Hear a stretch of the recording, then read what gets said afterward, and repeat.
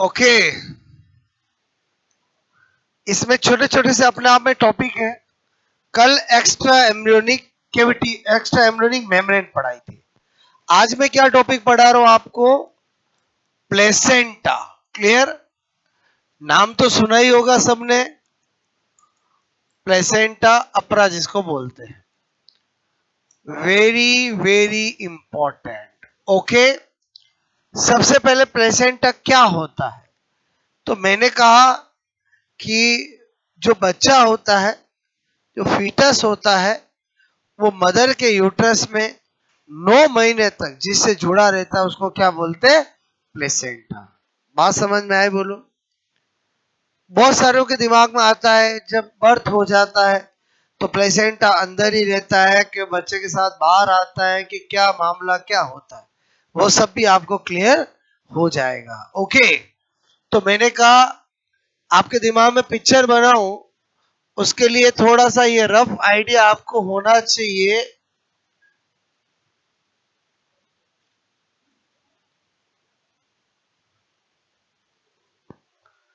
मैं आपको male female reproductive system पहले पढ़ाए ताकि आपके दिमाग में बेस बने। क्लियर? ओके, तो आपका कोई भरोसा नहीं, आपको सर यूट्रस क्या होता हमें ही नहीं पता, फिर तो मैं कैसे डेवलपमेंटल बायोलॉजी सिखाऊंगा? तो पहले ही मैंने आपको बता दिया। ठीक है, अब आप इमेजिन करना मैं क्या करने जा रहा हूं। ठीक है,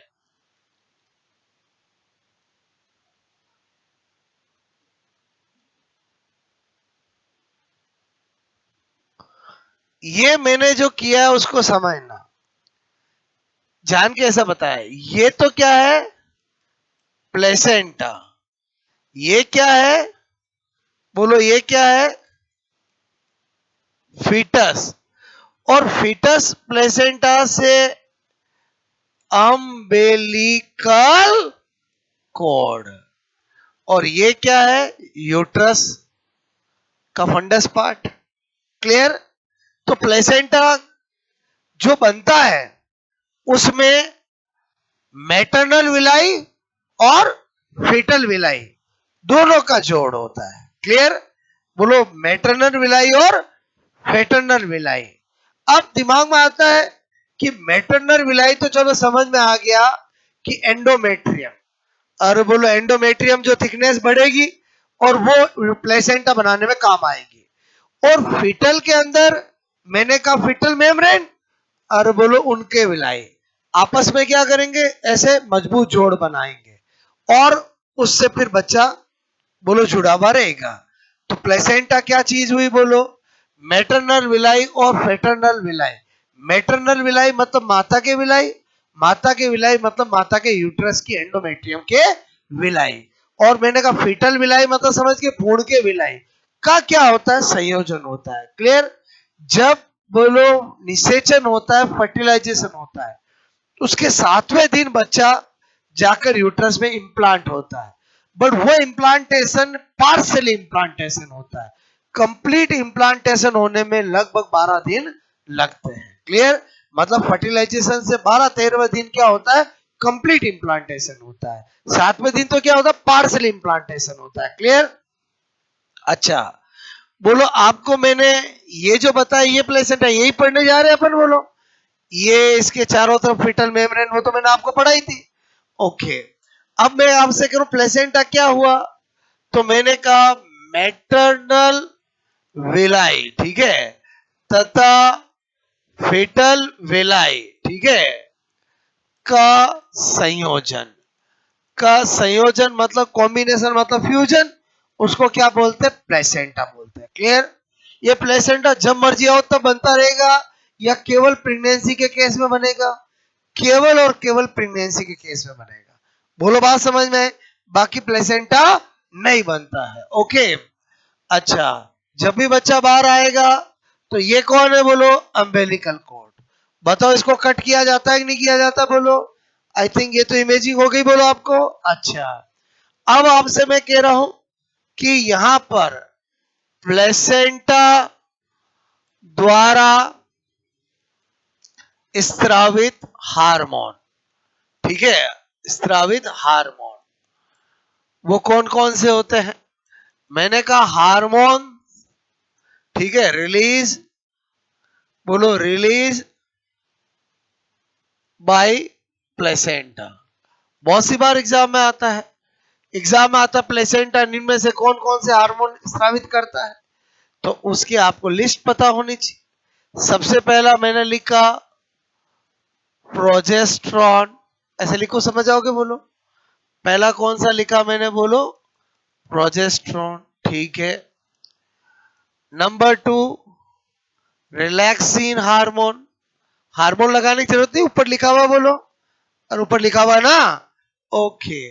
क्या लिखा मैंने, बोलो relaxin hormone.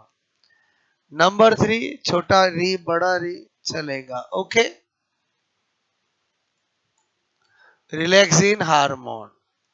SCG main hormone, human chorionic gonadotropic hormone, human chorionic, human chorionic gonadotropic hormone, ठीक है, ह्यूमन कोरियोनिक गोनेडोट्रोपिक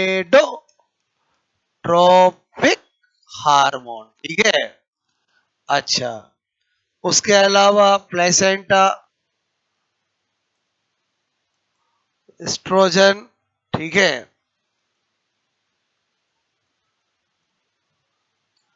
बोलो किसका करता है, एस्ट्रोजन का भी करता है, प्रोलैक्टिन का भी करता है, नाम तो सुने ही होंगे, ठीक है, थायरोट्रोपिक हार्मोन का भी करता है, एटसेट्रा। इधर ध्यान देना। अब जैसे मैंने ये हार्मोन की लिस्ट बनाई, इसमें इसको तो मैं ऐसे पैक कर रहा हूं, बाकी को खुला छोड़ रहा हूं। रीजन क्या है कि प्रोजेस्टेरोन हार्मोन जनरली ओवेरी में, फीमेल में ओवेरी में कॉर्पस लूटियम द्वारा स्त्रावित किया जाता है, और जब प्रेगनेंसी होती है तो प्लेसेंटा भी स्त्रावित करता है। रिलैक्सिन हार्मोन जनरली फीमेल में ओवेरी में, बोलो कॉर्पस लूटियम द्वारा स्त्रावित किया जाता है। प्रेगनेंसी में प्लेसेंटा भी स्त्रावित करता है। एससीजी केवल और केवल प्लेसेंटा द्वारा ही स्त्रावित किया जाता है, बोलो क्लियर, केवल और केवल। और यही हार्मोन प्रेगनेंसी को श्योर करता है। जो प्रेगनेंसी किट आता है, बोलो उसमें इसी हार्मोन को डिटेक्ट किया जाता है। अगर यूरिन में यह हार्मोन होगा, इसका मतलब प्लेसेंटा बना है, और प्लेसेंटा बना है मतलब प्रेगनेंसी है। वापस बोलो मैं क्या बोल रहा हूं, सुनो। मैंने कहा यह हार्मोन केवल कौन करता है, प्लेसेंटा। प्लेसेंटा बनने की क्या निशानी है, प्रेगनेंसी। बोलो बात समझ में। तो मेरे कहने का मतलब है, अगर ये प्रेगनेंसी किट में एक लाइन तो नॉर्मल है, दूसरी लाइन भी बन गई, इसका मतलब ये किसको शो करता है, प्रेगनेंसी को। अल्टीमेटली ये किट किसको डिटेक्ट करता है, इस हार्मोन को। क्लियर, बोलो बात समझ में। अच्छा, सपोजेट सिम्टम्स प्रेगनेंसी के हैं, लेकिन किट में बोलो दूसरी लाइन नहीं आ रही है, धुंधली आ रही है, तो फिर डॉक्टर क्या कहते हैं, आपको कौन सा टेस्ट कराना है, ब्लड टेस्ट। इसका नाम क्या है, बीटा एससीजी। बोलो बीटा एससीजी। क्योंकि कभी कभी क्या होता है कि ये हार्मोन इनिशियली यूरिन में इतना नहीं होता है, इतना उपस्थित नहीं होता है, तो बोलो किट गलती बता सकता है। लेकिन ब्लड टेस्ट जब कराएंगे तो उसमें तो इसकी वैल्यू बहुत ज्यादा बड़ी भी मिलेगी, क्योंकि नॉर्मली इसकी वैल्यू नहीं के बराबर होती है, और प्रेगनेंसी के केस में इसकी वैल्यू ब्लड में बहुत ज्यादा बड़ी भी मिलती है। भाई यूरिन में आया कहां से, और ब्लड से ही आया है ना। यूरिन में हर चीज कहां से आती है, बोलो ब्लड से आती है। क्लियर, तो इसका मतलब हुआ कि कंफर्मेशन हो जाएगा ब्लड से। और ज्यादा कंफर्मेशन करना, तीसरा क्या है, बोलो सोनोग्राफी। और उसमें तो वीक तक पता चल जाएंगे कि प्रेगनेंसी कितने वीक की है। बोलो बात समझ में है। इधर आ जाओ, मैं ऐसी बात क्यों कर रहा हूं, क्योंकि ये मेन हार्मोन है, किसका, बोलो प्लेसेंटा का। और एस्ट्रोजन हार्मोन, बोलो ऐसे लिखूं एक ही बात है, ठीक है। बोलो ये जनरली, बोलो फीमेल के ओवेरी में ग्राफियन फॉलिकल द्वारा स्रावित किया जाता है। ये सब मैं आपको लिखा चुका हूं पहले। और बोलो लिखा है ना, हाँ कि ना बोलो, बोलो पूरा अपन ने पढ़ा कि नहीं पढ़ा, बोलो फीमेल रिप्रोडक्टिव पढ़ा कि नहीं पढ़ा सिस्टम, उसमें सब लिखाए थे मैंने, क्लियर। अच्छा, प्रोलैक्टिन, बोलो जनरली कौन करता है, पिट्यूटरी ग्लैंड का एंटीरियर लॉब, पिट्यूटरी ग्लैंड का एंटीरियर लॉब, क्लियर। बोलो thyrotropic hormone, thyroid gland, clear. लेकिन ये सारे हार्मोन प्रेगनेंसी के समय प्लेसेंटा भी स्रावित करता है। बहुत सी बार एग्जाम में क्वेश्चन आया, प्लेसेंटा कौन से हार्मोन का स्रावन करता है, इनमें से 3 देखे ओल दे रखा हो तो भी सही हो जाएगा, और 3 3 4 4 समूह दे रखे हो तो भी हो जाएगा। क्या हार्मोन इतने ही होते हैं कि बोलो दुनिया में बहुत सारे हार्मोन होते हैं, बहुत सारे होते हैं। इसका मतलब जब वो पूछेगा कौन कौन से हार्मोन, तो बताओ, जब वो 3 4 देगा तो कुछ ऐसे डाल देगा जो प्लेसेंटा वाले नहीं है। और हार्मोन तो दुनिया भर के है ना, क्या एल्डोस्टेरोन का नाम नहीं सुना, और दुनिया भर के हार्मोन है बोलो। तो इसका मतलब वो आपको ये ध्यान रखना है कि ये सारे हार्मोन किसके, प्लेसेंटा के, क्लियर। अच्छा, यहां तक भी बात समझ में आए बोलो। फिर हमें क्या पढ़ना है, बोलो types of placenta, very important, types of placenta, okay. अच्छा, अब प्लेसेंटा के टाइप पढ़े, तो प्लेसेंटा के अलग अलग वर्गीकरण है, बोलो 4 वर्गीकरण है। पहला कौन सा है, बोलो on the basis of fetal membrane, भ्रूणीय झिल्ली के आधार पर, क्लियर। मैंने कहा भ्रूणीय, बोलो झिल्ली, बोलो भ्रूणीय झिल्ली के आधार पर, ठीक है, आधार पर। मैंने कहा ऑन द बेसिस ऑफ, ठीक है, on the basis of fetal membrane, clear, ठीक है, फीटल मेम्ब्रेन, ओके। अच्छा, दूसरा होगा, मैंने कहा बोलो भ्रूण पर विलाई, विलाई के वितरण के आधार पर, ठीक है, यानी ऑन द, ठीक है, बेसिस ऑफ डिस्ट्रीब्यूशन, ठीक है, distribution of fetal villi, clear. जब ये एक एक पढ़ूंगा तो आपको और अच्छे से समझ में आएगा कि इसमें कितने टाइप है और क्या कहना चाहता हूं। तीसरा क्या है, बोलो मैंने कहा कि यहां पर बोलो फीटल पार्ट, ठीक है, and maternal, maternal part of placenta, ठीक है, के निकलने के आधार पर, ठीक है, आधार पर। पहले बताओ प्लेसेंटा में फीटल पार्ट भी होता है और मैटरनल पार्ट भी होता है। अभी बताया मैंने आपको, अभी बताया, ये ऊपर वाला पार्ट किसका है, बोलो मैटरनल पार्ट है, मैटरनल मतलब माता का पार्ट है। ये वाला किसका पार्ट है, बोलो फेटल पार्ट है, क्लियर। और ये है आपका बच्चा, बोलो बात समझ में आए। तो एक वर्गीकरण किस आधार पे बताऊंगा कि भाई ये पूरा का पूरा बाहर आता है, कि ये इतना ही बाहर आता है, इस बेसिस पे, तो अपने आप आपका फंडा क्लियर हो जाएगा कि वास्तव में बच्चा पैदा होता है तो प्लेसेंटा यूट्रस में ही रह जाता है कि बाहर आता है, बोलो बात समझ में आए, ओके। अच्छा, उसके बाद चौथा पढ़ेंगे, मैंने कहा यहां पर अवरोध, ठीक है, अवरोध की संख्या के आधार पर, ठीक है, आधार पर, यानी on the basis of number, number of barrier, ठीक है। ये भी पढ़ाऊंगा तो पता चलेगा कि कुछ बैरियर होते हैं, वो कितने बैरियर किस में होते हैं, उस बेसिस पे अलग अलग टाइप है। और ये चारों पढ़ने के बाद हमें ये तो पक्का पता होना चाहिए कि हमारे ह्यूमन के अंदर अलग अलग बेसिस में कौन सा होता है। मैं यहाँ पर आपको ऑल ओवर बताऊंगा, लेकिन आपको पढ़ने के बाद ह्यूमन का तो पर्टिकुलर याद होना ही चाहिए, क्लियर। अच्छा, यहां तक कहानी समझ में आए, बोलो आपको। पहले इतना नोट करोगे, फिर ये चारों क्लासिफिकेशन में आपको भी याद करवाता हूं, क्लियर। ओके, और इन्हीं से क्वेश्चन आता है।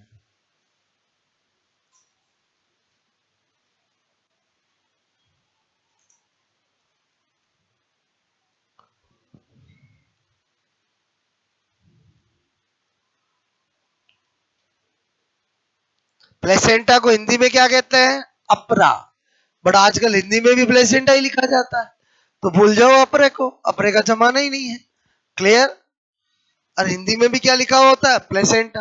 इंग्लिश में भी प्लेसेंटा।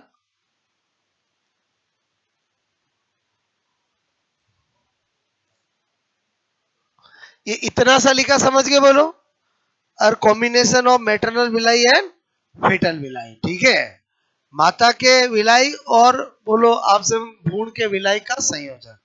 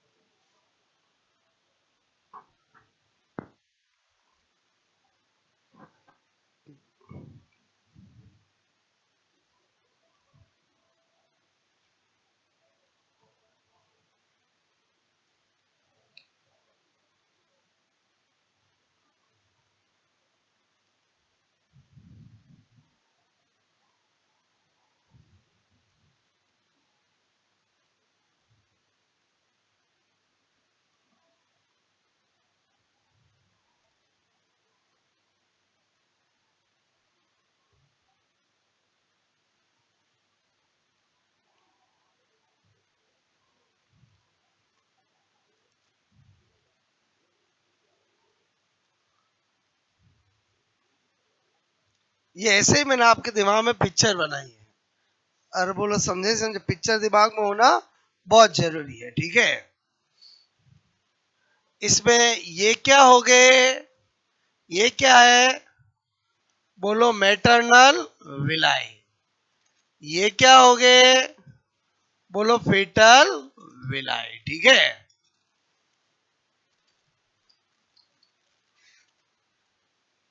विलाई को हिंदी में बोलते हैं रसांकुर। क्या बोलते हैं? रसांकुर, ठीक है?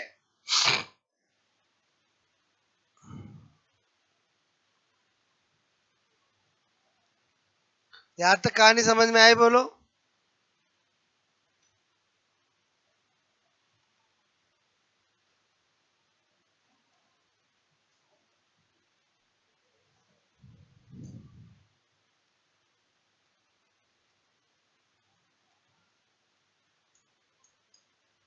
ठीक है?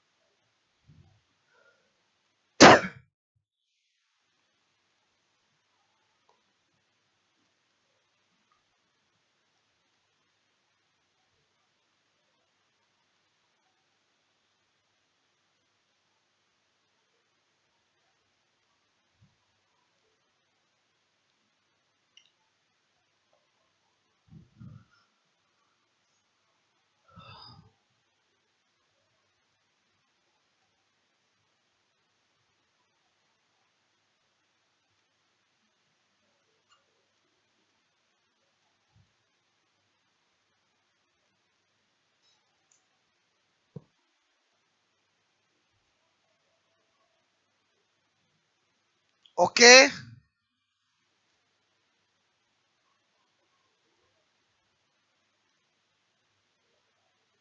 हो गया।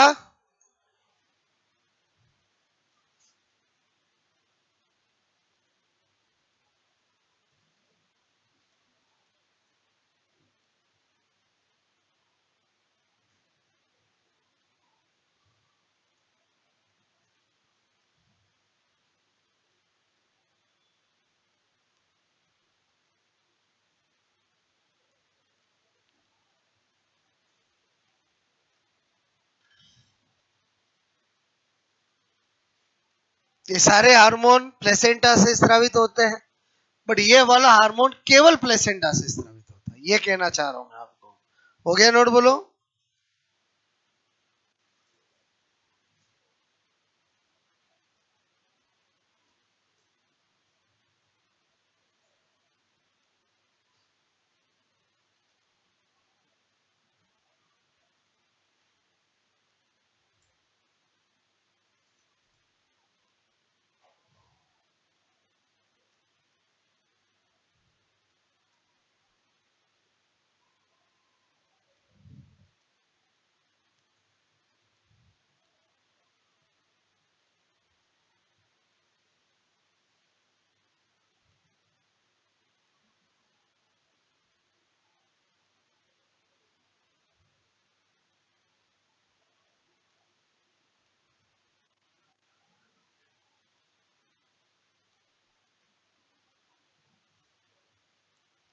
पहला, भ्रूण पर विलाई के वितरण के आधार पर।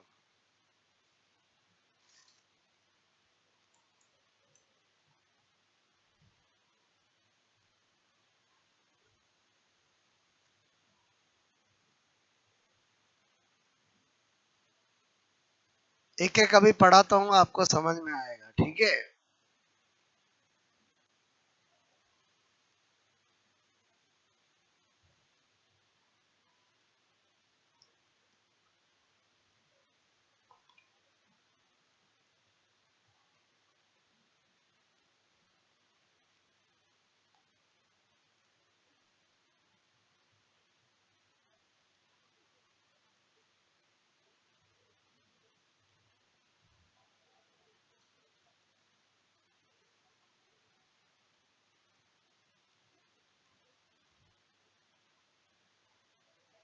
ठीक है,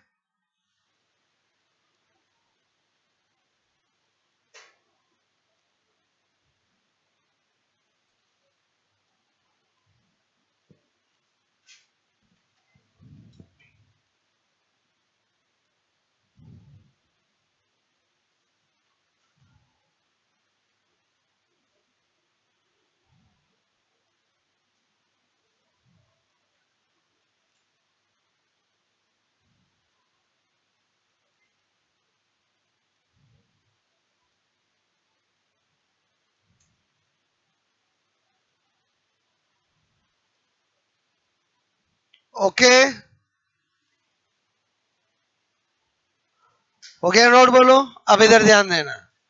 पहला मैंने कहा पुणीय झिल्लियों के आधार पर।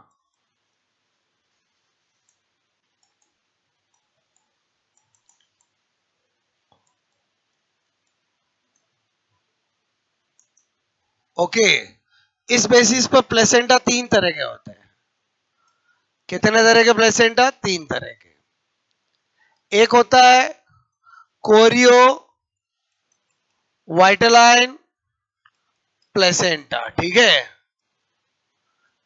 एक होता है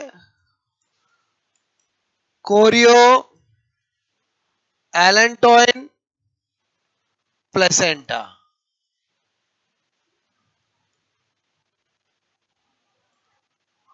और एक होता है कोरियोनिक प्लेसेंटा, ठीक है। क्या लिखा मैंने, बोलो? Choriovitelline placenta. इधर क्या लिखा, बोलो? कोरियो एलेंटोइन प्लेसेंटा तो समझ जाओगे, ठीक है। कोरियोनिक प्लेसेंटा, ठीक है। अब जो कोरियोवाइटलाइन प्लेसेंटा होता है उसी को बोला जाता है यॉर्क सैक प्लेसेंटा। क्या बोला जाता है? यॉर्क सैक प्लेसेंटा, ठीक है। इसका मतलब नाम से पता चल गया कि इसमें किस फिटल मेम्ब्रेन का इन्वॉल्वमेंट होगा? यॉर्क सैक का होगा, ठीक है। इसमें किसका होगा बोलो? कोरियन और एलेंटोइन का होगा। और कल मैंने पढ़ाया कि नहीं पढ़ाया बोलो आपको? ओके, इसमें किसका होगा? कोरियन का होगा।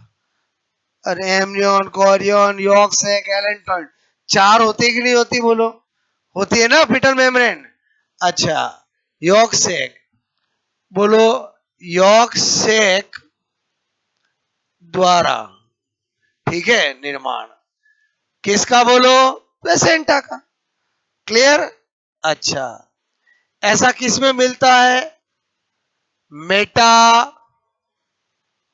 में। किसमें मिलता है? मेटाथीरिया में, ठीक है। कोरियो एलेंटोइन प्लेसेंटा बोलो, मैंने कहा chorion and allantois fetal membrane द्वारा। ऐसा किसमें मिलता है? मैंने कहा यूथीरिया। Eutheria, Eutheria. लेकिन ध्यान रखना, एक्सेप्ट ह्यूमन, एक्सेप्ट ह्यूमन, मनुष्य में नहीं होता है। क्लियर? बाकी यूथीरिया मतलब मंकी हो गया और एप्स हो गया, उनमें होगा। और कोरियोनिक, मैंने कहा कोरियन फिटल मेम्ब्रेन द्वारा। और ये किस में मिलता है? ह्यूमन में। बोलो ह्यूमन में। क्लियर? पहला क्लासिफिकेशन समझ में आया बोलो? Very important. और हो गया कि नहीं हो गया बोलो? क्लियर? इधर देखो, दूसरा क्लासिफिकेशन। दूसरा क्या था बोलो? On the basis of distribution of fetal villi, भ्रूणीय विलाई के वितरण के आधार पर। इस बेसिस पर प्लेसेंटा 5 टाइप का होता है। कितने टाइप का होता है?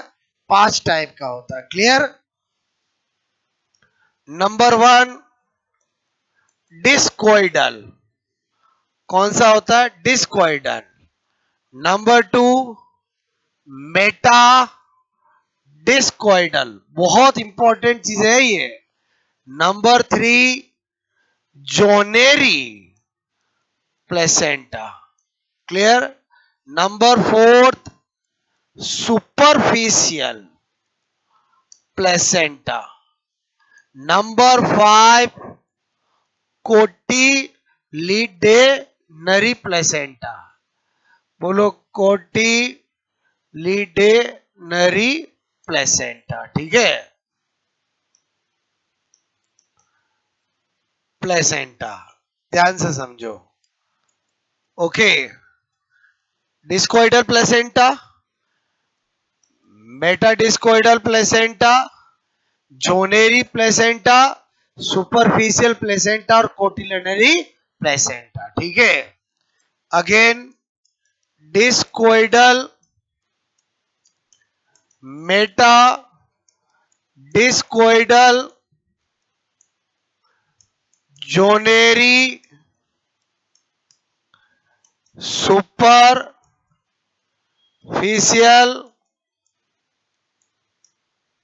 और कोटिलिडेनरी, ठीक है। ओके, इधर ध्यान दो। क्या जानना है? बेसिस के बेसिस पर मीनिंग और एग्जाम्पल। क्लियर? अच्छा, 99% एग्जाम्पल ही पूछा जाता है। आपको पूछा जाता है गाय, भैंस, भेड़, बकरी में इस बेसिस पे कौन सा होता है। क्लियर? तो देखो, मैं आपको पहले एग्जैक्ट समझाता हूं, फिर याद करने का तरीका बताता हूं। डिस्कोइडल में क्या होता है, ये फीटल पर एक डिस्क की फॉर्म में क्या होता है, विलाई। आपके दिमाग में बेस होना चाहिए कि मैं ये जो टाइप बता रहा हूं वो किस बेसिस पे बता रहा हूं, on the basis of fetal villi का डिस्ट्रीब्यूशन। और समझे समझे बोलो, किस तरह से विलाई का डिस्ट्रीब्यूशन होता है। तो मैंने कहा एक डिस्क की फॉर्म में रहता है, उनको क्या बोलते हैं, डिस्कोइडल। बोलो आपसे मैं कह रहा हूं डिस्ट्रीब्यूशन कैसा है, आप कहोगे डिस्क के रूप में। किसका, किसके डिस्ट्रीब्यूशन की, वो तो बेस लिखा हुआ है ना ऊपर। और थोड़ा स्मार्ट बनोगे, बोलो क्लियर। अच्छा, मैंने कहा ऐसा किस में मिलता है, तो हम कहेंगे मेट। बोलो आपसे मेरे को किस में मिलता है, रैबिट में मिलता है। किस में मिलता है, रैबिट में। क्लियर, किस में मिलता है, रैबिट। नाम सुना रैबिट का, बोलो। अच्छा, मैंने कहा मेटा डिस्कोइडल में क्या होता, ये एक्चुअली सेम है, बस मैं आपसे कह रहा हूं इसमें क्या है, विलाई एक डिस्क के रूप में वेंट्रल सरफेस पर, जो एम्ब्रियो की वेंट्रल सरफेस होती है वहां पर विलाई डिस्क के रूप में रहता है। क्लियर, ऐसा किस में मिलता है, तो मैंने कहा बोलो मंकी, एप और ह्यूमन। क्लियर, समझ के बोलो, बंदर में, कपी में, और पहले बताओ जिंदगी में इनके नाम सुने नहीं सुने, बोलो। ये मंकी, ये सब हम जब ओरिजिन ऑफ लाइफ पढ़ते हैं तब मैं आपको बताता हूं, समझे समझे। चिंपांजी का नाम सुना है, मंकी था क्या, अरे मंकी था क्या, नहीं, और वो क्या था, कपी था, एप। और समझे गोरिल्ला का नाम सुना है, वो क्या था, ये था। और इनसे थोड़े और एडवांस होते हैं, और इनसे एडवांस अपन है। और समझे नहीं समझे, बोलो। आई बात समझ में, बोलो। अच्छा, इधर आ जाओ। मंकियों की भी वैरायटी होती है, पढ़ाऊंगा तो बताऊंगा। Old world monkey, new world monkey, बोलो बात समझ में आए, ओके। अभी वहां नहीं ले जाना चाहता हूं, अभी यहीं रहे तो ज्यादा अच्छा है। जोनेरी, जोनेरी, जोनेरी में क्या होता है, ये बोलो विलाई का वितरण कैसे बता रहा हूं, एक पट्टी के रूप में। बोलो विलाई का वितरण कैसे बता रहा हूं, एक पट्टी के रूप में। क्लियर, तो ऐसा डिस्ट्रीब्यूशन होता है, उस प्लेसेंटा को क्या बोलते हैं, जोनेरी प्लेसेंटा बोलते हैं। क्लियर, ऐसा किस में मिलता है, मैंने कहा carnivorous, carnivorous animal. Clear, lion लिख दूं तो चलेगा, और बोलो समझे समझे, कैट, डॉग, एटसेट्रा। ठीक है, मेरी बात समझ में आए, बोलो। अच्छा, किसी दिमाग में ये तो नहीं है सर बिल्ली डॉग भी क्या काटते हैं क्या, सब काटते हैं। और समझे समझे, बिल्ली को छुआ मिल जा छोड़ता है क्या, डॉग को कोई भी मिल जाता, कबूतर तो छोड़ता है क्या, लॉइन को इंसान मिल जाए छोड़ता है क्या, सबके सब क्या हुए, कार्निवोरस। और समझे समझे, बोलो। कार्निवोरस का मतलब समझते हो नहीं समझते, बोलो।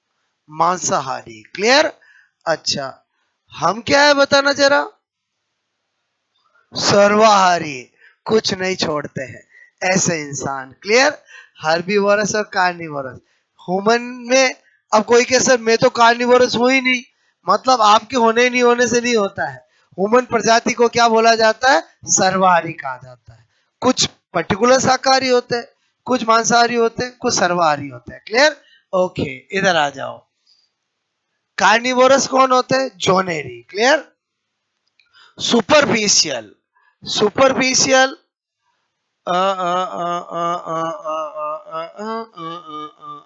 समझ गया, बोलो। विलाई का डिस्ट्रीब्यूशन पूरी सतह पर होता है। क्लियर, मैं डायग्राम बना के क्या इमेजिंग कराना चाह रहा हूं, नाम समझाना चाह रहा हूं। बोलो विलाई पूरी, बोलो सरफेस, सरफेस पर, सतह पर, इसलिए नाम क्या हो गया, सुपरफिशियल। अच्छा, बोलो सुपर पावर किस में होती है, हॉर्स में। सुपर पावर किस में होती है, हॉर्स में। तो हॉर्स हो, पिग हो, इनका क्या होता है, सुपरफिशियल। अच्छा, बच्चों को जू में क्या देखना अच्छा लगता है, लॉयन। क्या अच्छा लगता है, लॉयन। इसका मतलब जोनेरी आएगा तो लॉयन, आपको लॉयन आएगा मतलब समझ जाओगे, बोलो। अच्छा, मैंने कहा यहां पर, ये तो नाम से पता चल रहा है, मनुष्य में कौन सा होगा, और मनुष्य में कौन सा होगा, मेटाडिस्कॉइड। मनुष्य में कौन सा होगा, मंकी में कौन सा होगा, मेटाडिस्कॉइड। बचपन से आपने पहले बचपन में डियर किसको बनाया है, रेबिट को। और हम छोटे होते थे, रेबिट कितना प्यारा लगता था, और लगता था नहीं लगता था, बोलो। क्या बता रहा हूँ, समझ में आया, बोलो। ज्यादातर बच्चों को रेबिट अच्छा लगता नहीं लगता, बोलो, प्यारा लगता है। क्लियर, ओके, इधर आ जाओ, ये क्या बताया मैंने, समझ में आया, बोलो आपको। और डी मतलब डिस्कॉइडर, डी मतलब डियर, और डियर कौन होता है, रेबिट। कैलोइन, रैबिट, ओके, इधर आ जाओ। मैंने कहा कोटिलिडनरी, कोटिलिडनरी में क्या होगा, बोलो। मैंने कहा मैंने कहा विलाई का डिस्ट्रीब्यूशन क्लस्टर के फॉर्म में रहता है। क्लस्टर का मतलब समझ गए, गुच्छों के फॉर्म में रहता है। क्लियर, उस टाइप को क्या बोलते हैं, कोटिलिडनरी। क्लियर, विलाई, बोलो आपसे मेरे को डिस्ट्रीब्यूशन, ठीक है, बोलो आपसे मैं कह रहा हूं, बोलो मैंने कहा गुच्छों, ठीक है, गुच्छों को इंग्लिश में क्या बोलते हैं, क्लस्टर। समझ जाओगे, बोलो, के रूप में। क्लियर, मतलब डायग्राम बनाकर बेस लिखा हुआ, इसलिए मीनिंग केवल शॉर्ट में लिख रहा हूं। और समझे समझे, बोलो।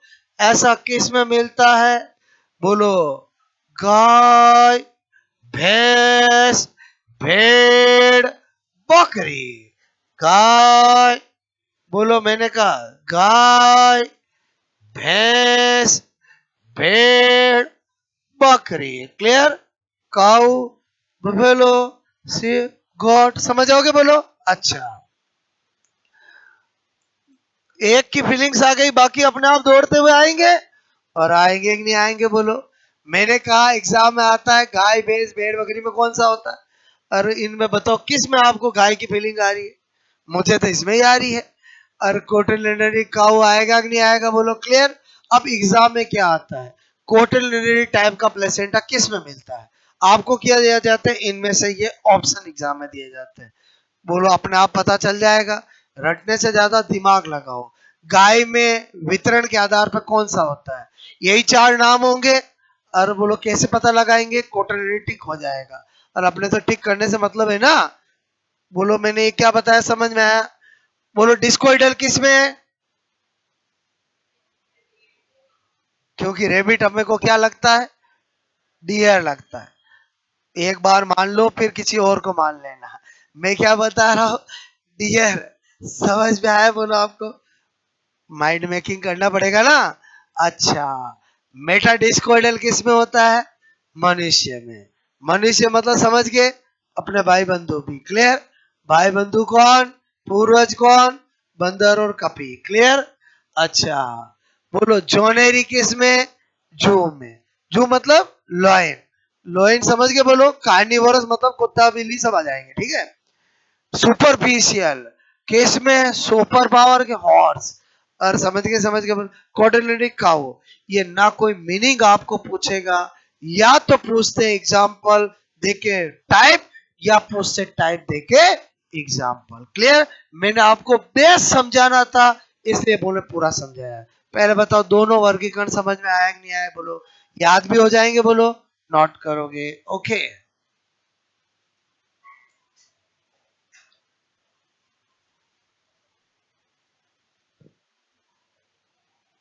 आपको तरीका समझ में आया, बोलो। ठीक है, हर साल क्वेश्चन आता है यहां से, ओके।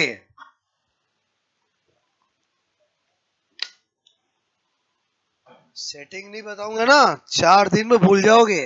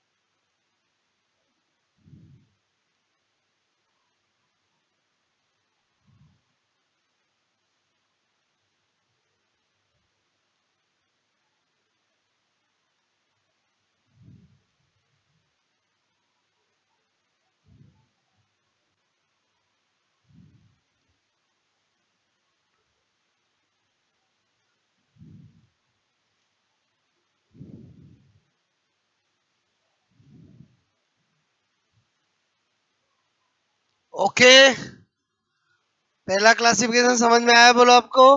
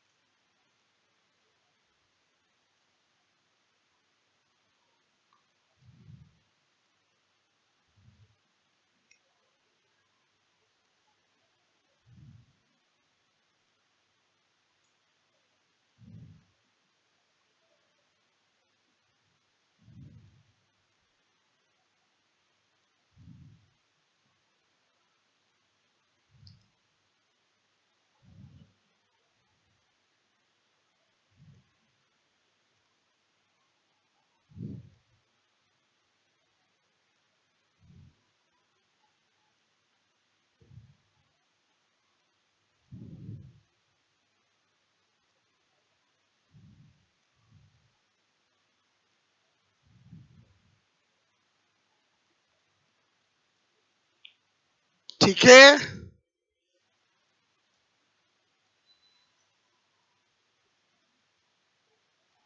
मेरे हिसाब से याद हो जाएगा, ज्यादा टेंशन लेने की जरूरत नहीं है, जो मैंने तरीका बताया उससे पता चल जाएगा। क्लियर?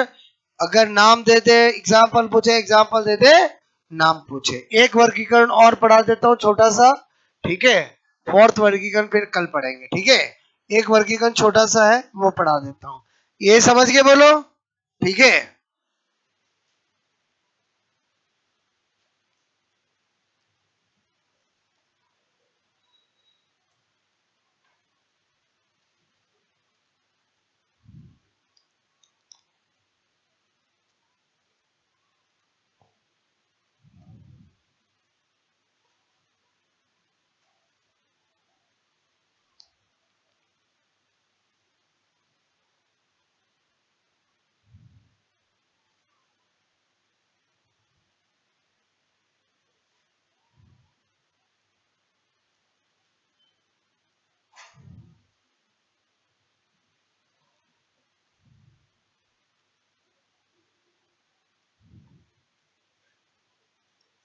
अपने 9214998351 ये नंबर आप अपने फोन में सेव करना, ठीक है?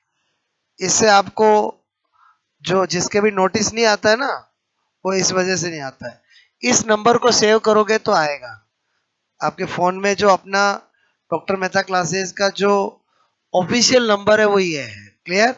ठीक है? कोई भी रिजल्ट डालते हैं आपको सब इस पे मिलता है। क्लियर? ये नंबर सेव होना चाहिए, फोन में सेव होगा तो ही आपको रिफ्लेक्ट करेगा। ओके, तो हो गया ये नोट, बोलो।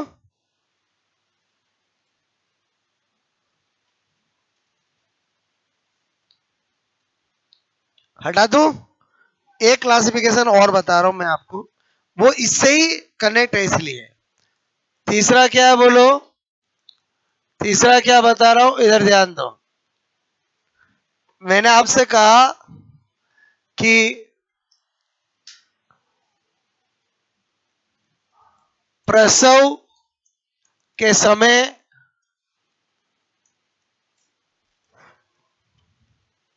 प्लेसेंटा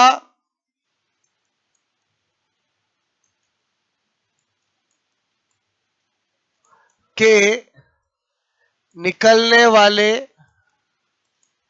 भाग के आधार पर, मतलब फेटल पार्ट आएगा, मैटरनल पार्ट आएगा, दोनों आएंगे उस बेसिस पर। क्लियर?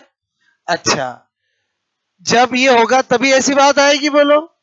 इस बेसिस पर प्लेसेंटा दो तरह का होता है मेनली। एक होता है डेसी डुवेटा और एक होता है नॉन डेसी डुवेटा। ठीक है? एक है डेसी डुवेटा और एक है नॉन डेसी डुवेटा। ठीक है? डेसी डुवेटा प्लेसेंटा और एक कौन सा है बोलो? Non deciduata placenta. ठीक है?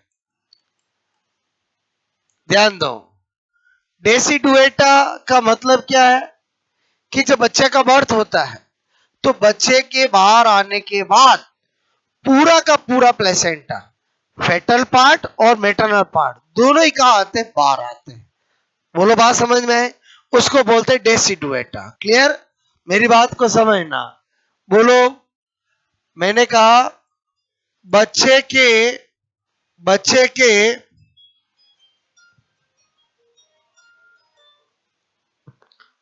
बच्चे के या मैं इतना सा लिख दूं, प्रसव, और समझ जाओगे बोलो वर्ड डिलीवरी। ठीक है? मैं बोलो बच्चे के जन्म के बाद बोलो प्लेसेंटा का पूरा बाहर आना। पूरा बाहर आना मतलब fetal part and maternal part.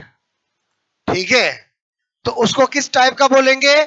डेसिडुएटा। और ऐसा किस में मिलता है? इधर ध्यान देना, मैंने लिखा डिस्कोइडल, मेटा डिस्कोइडल एंड बोलो, मैंने कहा तीसरा यहां पर बोलो जोनेरी। क्लियर? जोनेरी। बताओ, ये मैंने लिख दिया, अपने आप समझ गए एग्जाम्पल? अरे बोलो समझ गए नहीं समझ गए बोलो। अरे एग्जाम्पल समझ गए नहीं समझ गए बोलो। समझ गए बोलो। ओके। और नॉन डेसिडुएटा में क्या होता है? प्रसव के प्रसव में बोलो बच्चे बच्चे के जन्म के बाद प्लेसेंटा का केवल फेटल पार्ट का बाहर आना तथा मैटरनल पार्ट का अंदर अंदर मतलब किसमें? यूट्रस में ही एब्जॉर्ब अवशोषित हो जाना, इसको बोलते हैं नॉन डेसिडुएटा। क्लियर? बोलो नॉन डेसिडुएटा। और ऐसा किस में मिलता है? Superficial and cotyledonary. आप बताओ उसके बाद ये क्लासिफिकेशन क्यों पढ़ाया? समझ में आया बोलो? अरे समझे ही समझे। चलो बताओ मनुष्य में कौन सा होगा? ये वाला कि ये वाला? ये वाला कि ये वाला? पक्का? और होगा कि नहीं होगा बोलो? समझ गए बोलो? अच्छा, आज के टाइम में स्टेम सेल थेरेपी का नाम सुना आपने बोलो? अपने इंडिया में इतनी पॉपुलर नहीं है। फॉरेन में क्या करते हैं, इंडिया में भी है, बहुत लाखों रुपए लगते हैं। अगर आप स्टेम सेल बैंक को बोल देते हो कि हमारे बच्चे का बर्थ होने वाला है, तो उस प्लेसेंटा में हार्ट, लीवर, किडनी, जितने भी ऑर्गन है उन सबको बनाने वाली क्या रहती है? सेल रहती है।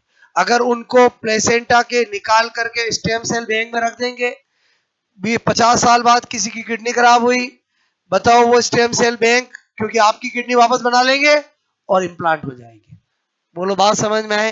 तो प्लेसेंटा को रिजर्व रखा जाता। प्लेसेंटा में क्या होती है? स्टेम सेल होती है। क्या होती है? Stem cell. लेकिन ये टेक्निक, ये चीज अभी बहुत महंगी है, इसलिए इंडिया में हर कोई नहीं करवा पाता। स्टेम सेल बैंक तो नाम सुना बोलो आपने? स्टेम सेल कहां से ली जाती है? प्लेसेंटा से ली जाती है। बोलो बात समझ में आए बोलो? ओके, आई होप यहां तक समझ में आया बोलो आपको?